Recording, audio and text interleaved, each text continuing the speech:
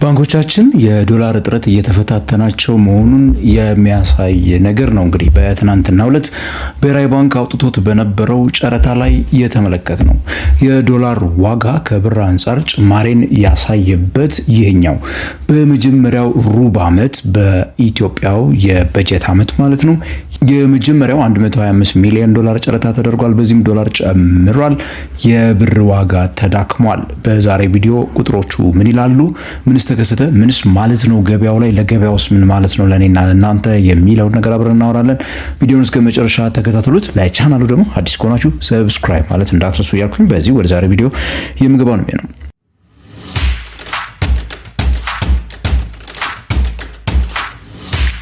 የኢትዮጵያ ብሔራዊ ባንክ እንግዲህ እንደምታስታውሱት በተደጋጋሚ ማክሮ ኢኮኖሚ ሪፎርም የሚባለው ነገር ከምንዛሬ ገበያው ሪፎርም ጋር አብሮ ከመጣ ጊዜ ጀምሮ በተደጋጋሚ ጨረታዎችን ሲያካሄድ ቆይቷል። በቢሊዮን ዶላሮች የሚቆጠሩ ገንዘቦችንም ለባንኮች በጨረታ መልኩ እያቀረበ ገበያ ላይ ያለውን የዶላር እጥረት ለማረጋጋት በከፍተኛ ሁኔታ ሲሰራ የነበረበት ሁኔታ አለ።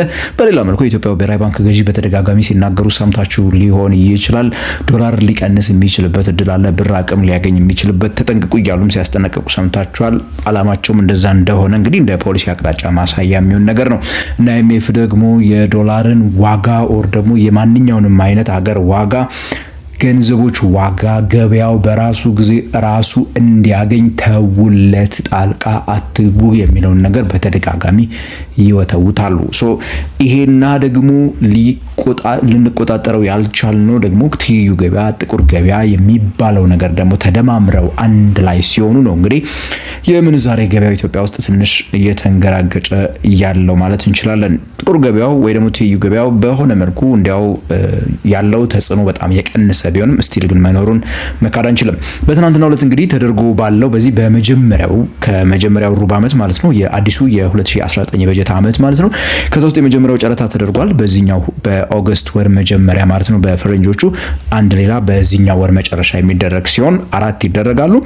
በዚህም እንግዲህ 125 ሚሊዮን የአሜሪካን ዶላር ነው ለባንኮቹ በጨረታ መልክ የቀረበው።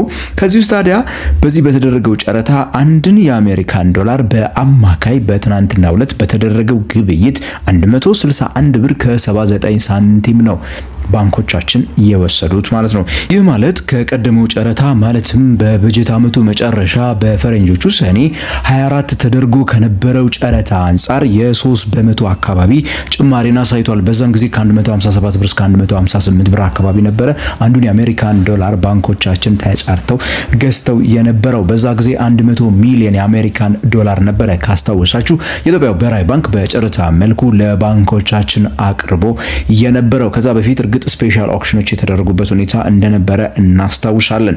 በትናንትናው በተደረገው እንግዲህ በዚህ በመጀመሪያው የዚህ የበጀት ዓመት ማለት ነው አዲሱ 125 ሚሊዮን የአሜሪካን ዶላር ነው እንግዲህ ለባንኮቹ ይዞ የመጣው የኢትዮጵያ ብሔራዊ ባንክ ማለት ነው። ታዲያ በዚህም አማካይ እንዳልኳችሁ 161 ብር ከ79 ነው የሆነው። 161 ብር አካባቢ ነው ከቶፍ የሚባለው ፕራይስ ወይንም ደግሞ እንግዲህ ከ161 ብር በላይ ያቀረቡ ባንኮች ሙሉ በሙሉ ተቀባይነትን ያገኙበት ሁኔታ ነበረ። ጨረታ ነውና ሲያስገቡ የተለያዩ ዋጋዎች ገብተው ነበረ። በትንሹ እስከ 159 ብር ከ98 ብር አካባቢ የገባበት ሁኔታ አለ። በትልቁ 163 ብር ከ98 ሳንቲም እንከፍላለን ለ1 ዶላር ብለው ባንኮች ያስገቡበት ሁኔታ ነበረ። ይሁንና እንግዲህ በዚህኛው 161 ብር በላይ ያስገቡትን ሙሉ በሙሉ ተቀብሏቸዋል ማለት ነው። እርግጥ እስከ 163 ከ98 ሄዱ ቢኖሩም ማለት ነው። ኢቭን ቁጥሮቹን ስትመለከቷቸው በዚህኛው ጨረታ ዝቅተኛው ቁጥር የባለፈውን ጨረታ አማካይ ቁጥር ይበልጠዋል። በባለፈው ጨረታ 157 እስከ 58 አይነት አካባቢ ነው ብያቸዋለሁ። በዚህኛው ዝቅተኛ ተብሎ የተጠቀሰው ቁጥር ወይ ደግሞ አንድ ባንክ ያቀረበው ወደ 20 ምናምን 28 ባንኮች ይመስሉኛል ለጨረታው የተሳተፉት። ከነዛ ውስጥ ዝቅተኛው ተብሎ የቀረበው 159 ከ98 ነው። ከቀደመው አማካይ የበለጠ ነው። ይሄ እንግዲህ ምን ያህል ባንኮቻችን ዴስፐሬት እንደነበሩ፣ ምን ያህል ባንኮቻችን ዶላሩን በጣም ፈልገውት እንደነበረ ከሚያሳዩን ነገሮች ውስጥ አንዱ ነው።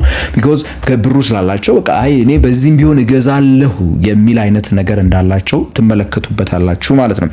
ይህንንማ እገዛለሁ የሚለውን ነገር ታዲያ የሚያጠናክርልንና ባንኮቻችን የንግድ ባንኮቻችን የዶላር እጥረት ከፍቶባቸዋል እንድል ያደረገኝ በዚህ ቪዲዮ መጀመሪያ ላይ ታዲያ በዚህኛው ጨረታ ቅድም እንደነገርኳችሁ 125 ሚሊዮን ዶላር ነው ያቀረበው የኢትዮጵያው ብሔራዊ ባንክ ያቀረበው። ታዲያ ባንኮቻችን ግን በተቃራኒው 470 ሚሊዮን የአሜሪካን ዶላር መግዛት ፈልገው ነው የመጡት። እነማ 28ቱ ባንኮች። ይህ ማለት ከቀረበው ለጨረታ ከቀረበው ገንዘብ የውጭ ምንዛሬ ውስጥ 4 እጥፍ አካባቢ ነው እንግዲህ ባንኮቹ ፈልገው የመጡት ማለት ነው። ያለው ፍላጎት ገበያው ላይ ያለው ፍላጎት የ470 ሚሊዮን የአሜሪካን ዶላር ፍላጎት ሆኖ ነው የተመለከትነው። ሰኔ ላይ በነበረው 160 ሚሊዮን ዶላር አካባቢ ነበረ። 100 ሚሊዮን ቀረበ። 160 ወር ደግሞ 1.6 እጥፍ አካባቢ ማለት ነው የቀርቦ የነበረው። ብዙም አልነበረም። በዚህኛው ግን ፍላጎት በጣም ያየለበት ጨረታ ሆነን ነው እንግዲህ የተመለከት ነው ማለት ነው። ከዛ ውጭ ደግሞ 28 ባንኮች ናቸው ብያቸዋለሁ። በጨረታ የቀረቡት 9 ብቻ ናቸው ገንዘብ ያገኙት። ይሄም ራሱ ሌላ የሚያሳያችሁ ነገር አለ። እንግዲህ ከዚህ ውስጥ 9 ብቻ ማግኘታቸው ይሄንን ገንዘብ 470 ሚሊዮን ኦልሞስት 500 ሚሊዮን አካባቢ ማለት ነው ያስፈልገናል ብለው የመጡ እነዚህ ባንኮች በዚህ ውድ በሆነ ዋጋ በዚህ ከፍ ባለ ዋጋ ለመግዛት ፈልገው ቢመጡም እንኳን ሳያገኙ ባዶ እጃቸውን የተመለሱበትን ሁኔታ ልንመለከት እንችላለን። ያ ማለት እንግዲህ በሌላ መልኩ ያው ሊያሳየን የሚችለው ነገር ግልጽ ነው። ከፍተኛ የሆነ የዶላር እጥረት ባንኮቹ እንዳለባቸው ነው። ለዚህ ደግሞ እኔና እናንተ ምስክሮች ነን። በነገራችን ላይ አብዛኛዎቹ ባንኮች ጋር አሁንም ድረስ ብንሄድ ባንኮቻቸው ላይ እነሱ ቅርንጫፎች ላይ ብዙ ገንዘቦችን በዲፖዚት መልክ ካላስቀመጣችሁ በስተቀር ለውጭ ሀገር ጉዞዎች ቪዛና ማስተር ካርድ ላይ ዶላር የሚሞሉ በጣም ጥቂት ባንኮች ነው ያሉት። ጥቂት ባንኮች ስላችሁም እነሱ 200 እና 300 ዶላር እንደሚሰሙ እኔ በግሌ ያረጋገጥኳቸውም ስላሉ ሰዎችም ሲመሰክሩ የሰማቸው ስላሉ ማለት ነው። እነዚህ ነገሮች የሚያሳዩ እነዚህ ነው። እርግጥ ነው እሺ የጉዞ ነገር እንዲያውንቶ ያን ያህል በመዋቅራዊ ደረጃ የሀገር ምጣኔ ሀብት ላይ ተጽዕኖ ላይኖረው ይችላል። ትልቁ ተጽዕኖ የሚኖረው እንግዲህ ኢምፖርት የሚደረጉ ምርቶቻችን ላይ ነው። ኢምፖርት የሚደረጉ ስለ ምርቶቻችን በምናወራና በምናስብበት ሰዓት አሁን በጣም ቁልፍ የሆኑ ነገሮች አሉ። ለምሳሌ ነዳጅን ጨምሮ ያሉ ፕሮዳክቶች ላይ የሚደረጉ ድጎማዎች ከመነሳታቸው ጋር ተያይዞ ካሁን በኋላ ለነዳጅ መናር ትልቁን ደግሞ አስተዋጽኦ ይኖራል ተብሎ የሚጠበቀው እንደዚህ አይነት ነገሮች ናቸው። የኢትዮጵያው ነዳጅ አቅራቢ ድርጅት በነገራችን ላይ ከሁሉም ባንኮች ነው ዶላር የሚገዛው። አሁን እንደ ድሮ ንግድ ባንክ ተመድቦለት እንትን የሚልበት አይነት ስርዓት ቀርቷልና ከሁሉም ባንኮች ይገዛል። በሚገዛበት ሰዓት እንግዲህ ይህንን በ161 ብር ሲገዙ ባንኮች በተለምዶ እንኳን 4% እዚህ ላይ ጨምረው ነው የሚሸጡት እንደምታውቁት ዶላሩን በሚሸጡበት ሰዓት ማለት ነው።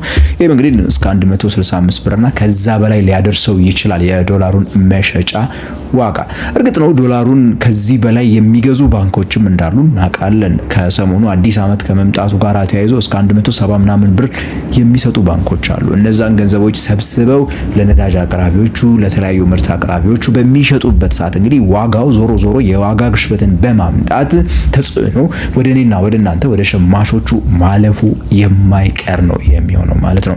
እጥረቱ በተለይ ደግሞ ባንኮች አሁንም ያንን የሚፈለገውን አማውንት ኖሯቸው ለኢምፖርተሮች የማያቀርቡ ከሆነ አሁንም ልንቆጣጠረው ያልቻልነው ያልኩት የጥቁር ገበያ ብዙም እዚህ ሀገር ውስጥ ያለው ሳይሆን ዱባይ ምናምን የመሳሰሉ የውጭ ሀገራት ላይ የሚገኙ የጥቁር ገበያ መንቀሳቀሻ የሆኑ ቦታዎች ላይ ሜቢ እንቅስቃሴዎች እንዲቀጥሉ ሊያደርግ የሚችልበት ቻንስ አለ።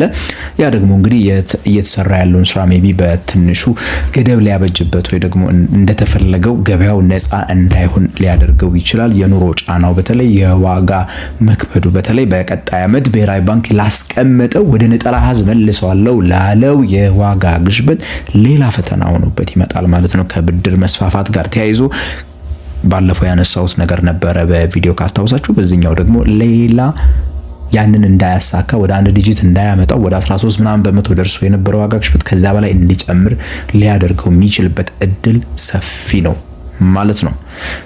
እናንተ በተለይ ከዋጋ በተለይ ንረት ጋራ ከፍተኛ ጫና ውስጥ በቀጣይ ዓመትም ልንገባ እንደምንችል ካሁኑ ማሳያዎች ናቸው ማለት ነው። እንደ ነጋዴ እንደ ግለሰብ ሸማች እነዚህ ነገሮች መጠበቅ ይኖርብናል ማለት ነው። እኔና እናንተ አስተያየታችሁን፣ ጥያቄዎቻችሁን ታች ኮሜንት ሴክሽን ላይ ጻፉልኝ። የዛሬን ቪዲዮ እኔ ታዲያ በዚሁ አጠናቅቃለሁ። ከንቃት ፖስት እኔ ገሜ ብራውን ነኝ።